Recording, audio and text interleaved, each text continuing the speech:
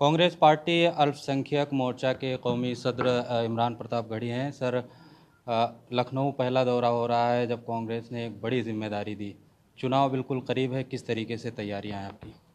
ज़ाहिर सी बात है, आज दौरा जो है वो तैयारियों की शुरुआत के मद्देनज़र था।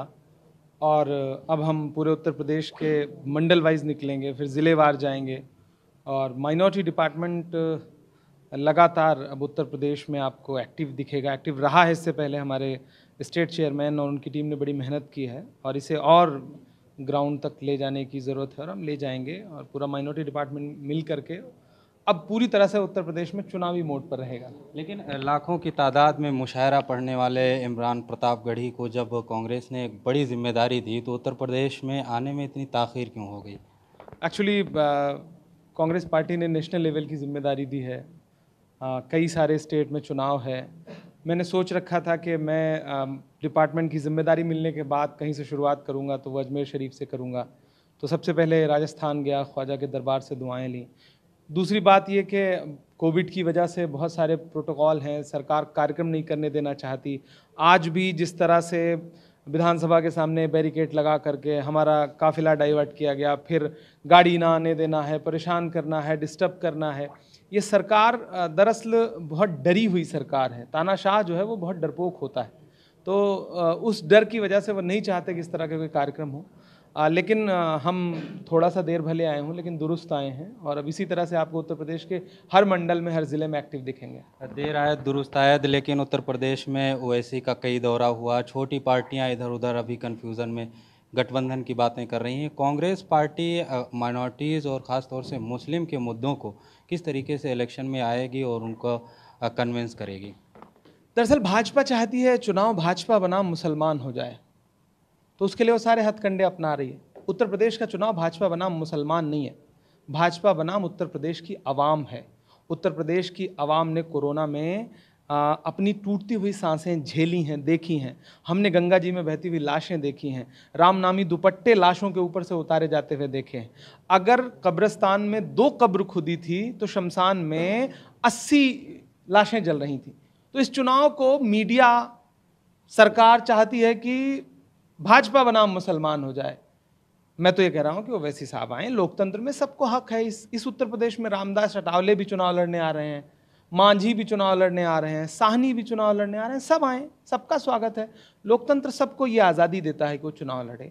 इसलिए पर्टिकुलर किसी एक को लेकर के सवाल पूछा जाना वो भारतीय जनता पार्टी की चुनावी स्ट्रेटजी का एक हिस्सा है।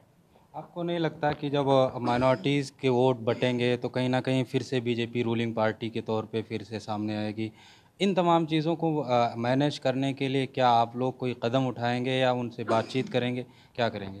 देखिए, भाजपा यही तो चाहती है कि इस पे बात हो कि माइनॉरिटीज़ के वोट बटेंगे तो भाजपा की सरकार बन जाएगी। माइनॉरिटी अकेले भाजपा की सरकार नहीं हटाना चाहती।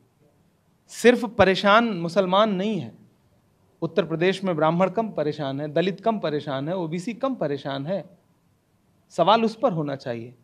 हाँ, माइनॉरिटीज़ के जो मुद्दे हैं, कांग्रेस पार्टी ने हमेशा से उन पर मुखरता से आवाज़ उठाई है।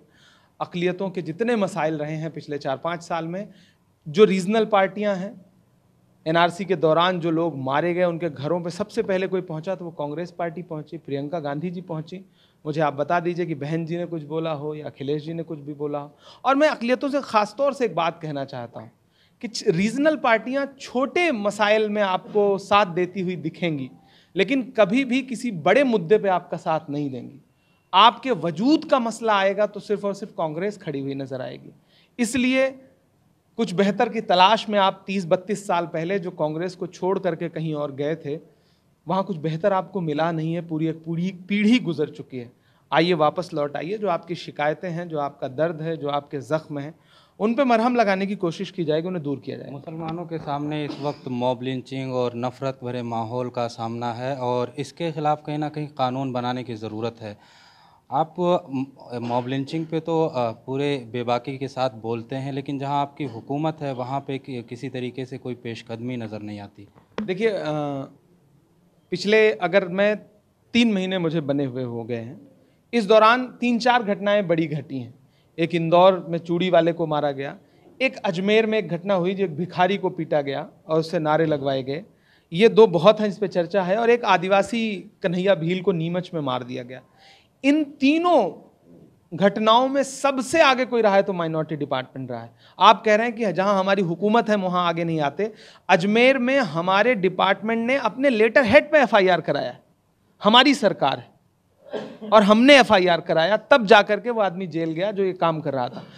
इंदौर की घटना में मध्य प्रदेश का माइनॉरिटी डिपार्टमेंट थाने से लेकर के और प्रदर्शन से लेकर के कानूनी मदद देने तक, वकीलों की टीम खड़े करने तक साथ है। हम लीगल सेल बनाने जा रहे हैं नेशनल लेवल पर, जहां हम लिंचिंग के शिकार किसी भी व्यक्ति को मदद देंगे, उसके साथ खड़े होंगे, वो किसी भी मजहब का हो, किसी भी धर्म का हो। नीमच में जिस दिन कन्हैया भील को मारा गया, मध्य प्रदेश में सबसे पहले कांग्रेस पार्टी के विधायकों ने खड़े होकर के विधानसभा के सामने, राजभवन के सामने प्रदर्शन किया।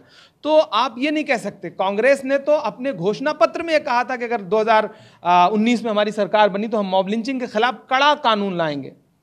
तो कांग्रेस का स्टैंड मॉब लिंचिंग के खिलाफ हमेशा से क्लियर रहा है और क्लियर रहेगा।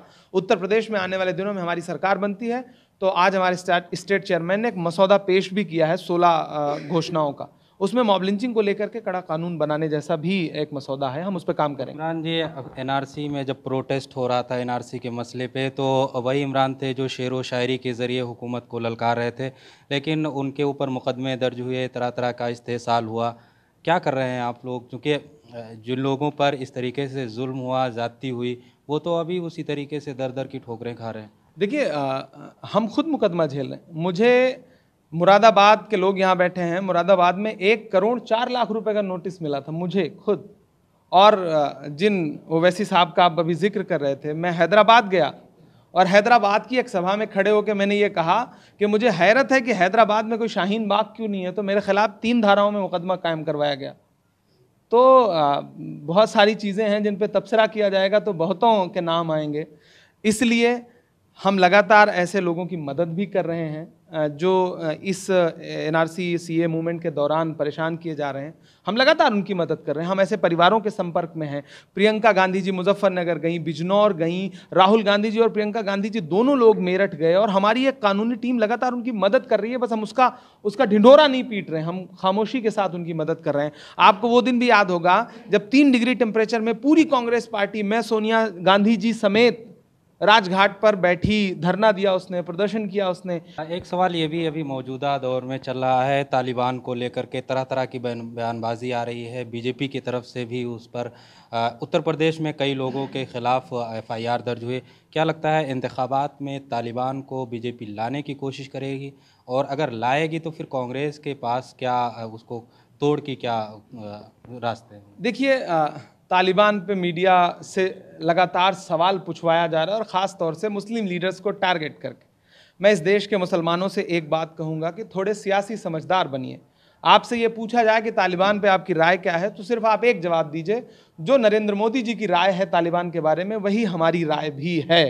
मैं इस देश की सरकार से अपील करता हूं कि आप अपनी राय क्लियर करें कि आप तालिबान के बारे में क्या सोचते हैं। चूंकि अफगानिस्तान भारत के लिए सामरिक दृष्टिकोण से, आर्थिक दृष्टिकोण से, सामाजिक दृष्टिकोण से बहुत इंपॉर्टेंट स्टेट है, बहुत इंपॉर्टेंट कंट्री है। भारत सरकार बताए कि आप उत्तर प्रदेश में मुकदमे कायम कर रहे हो, आप असम में मुकदमे कायम कर रहे हो, किसी ने फेसबुक पे कुछ लिख दिया, लेकिन आपके जनप्रतिनिधि, आपके राजदूत, आपके विदेश मंत्रालय के अधिकारी दोहा में चुपके चुपके मीटिंग कर रहे हैं। आपने तालिबान को बाकायदा आतंकवादी जो लिस्ट है, जो जिसमें आतंकवादी संगठन माना जाता है, उससे आपने उसको बाहर करवाया, उसमें आपने वोटिंग करी। तो भारतीय जनता पार्टी के 2 चेहरे हैं, एक वो है जो वो मीडिया के सामने दिखाती है, एक वो है जो गुपचुप तरीके से। उत्तर प्रदेश में मुसलसल नाम बदलने की जो शुरुआत हुई थी 2017 के बाद, वो मुसलसल जारी है। अलीगढ़ आ गया बीच में, मुस्लिम मुसाफिर खाने का नाम यात्री निवास रख दिया गया लखनऊ के, फिरोज़ाबाद के नाम बदलने की तैयारियां चल रही हैं। ये जो मुस्लिम नाम हैं उनको बदलने की तैयारियां जो हैं, उस पर आप लोग क्या करेंगे? एक्चुअली मौजूदा सरकार को जाहिर सी बात है कुछ कम्युनिटीज़ हैं जिनसे नफ़रत है। दरअसल उन्हें डेमोक्रेसी से नफ़रत है, उन्हें कॉन्स्टिट्यूशन से नफ़रत है। वो अपनी मर्जी थोपना चाहते हैं, लेकिन भला हो डॉक्टर बाबा साहब भीमराव अम्बेडकर का, नेहरू जी का, मौलाना आज़ाद साहब का, जिन्होंने इस देश को एक संविधान दिया और ये कहा कि देश संविधान से चलेगा, किसी धर्म से, किसी मज़हब से और किसी नफ़रत वाली सोच से नहीं चलेगा। आज उनके हाथ में इक़्तिदार है, तो उनकी जो मर्जी हो रही है वो कर रहे हैं, वो ज़रा सा भी लिहाज नहीं कर रहे हैं डेमोक्रेसी का। ऐसे में ये जो सोच है वो ज़्यादा दिन नहीं चलेगी, हुकूमत बदलेगी, बड़े बड़े बादशाह आए चले गए, इस तरह के ख्वाब देखते हुए। उत्तर प्रदेश बहुत गंगा जमुनी तहजीब का स्टेट है। ये वही स्टेट है कि सबसे मजबूत नवाबों का घराना वो रामपुर में था, लेकिन उसने रामपुर का नाम रामपुर रहने दिया, उसे बदलने की कोशिश नहीं की। इसी लखनऊ में सबसे मजबूत नवाबियत रही है और बगल में सीतापुर रहा है, उसने उसको कभी बदलने की कोशिश नहीं की। ये दिल बड़ा करना पड़ेगा इस सरकार को, जो बिल्कुल बड़ा नहीं है। वो काम कुछ कर नहीं पा रहे हैं, वो स्मार्ट स्टेट होने का दावा कर रहे हैं, सबसे अव्वल होने का दावा कर रहे हैं, और जिस विज्ञापन गाड़ी में विज्ञापन लगा करके वो घूम रहे हैं वो खुद गड्ढे में खड़ी हुई दिख रही है और उसके विजुअल्स आ रहे हैं। ऐसे में सरकार पूरी तरह फेल है। वो चुनाव को तालिबान पे, अब्बा जान पे और किस किस जान पे ले जाना चाहेंगे। मैं सरकार से कहूँगा कि आप कोरोना पे डटे रहिए, आप महंगाई पे डटे रहिए। किसानों ने बता दिया कि हम आपका तंबू उखाड़ने वाले हैं, तो बहुत कुछ उत्तर प्रदेश में बदलने जा रहा है। और गंगा जी में अगले 2-2.5 महीने में बहुत पानी बहेगा, और उस पानी बहने के बाद इस सरकार की आंखों का भी पानी बह जाएगा, ये तय। जी बहुत शुक्रिया। तो जाहिर है कि कांग्रेस कमेटी के कौमी सदर इमरान प्रतापगढ़ी ने ईटीवी भारत से ख़ास बातचीत किया और तमाम सवालों का बेबाकी से जवाब दिया। ईटीवी भारत के लिए लखनऊ से खुर्शीद अहमद।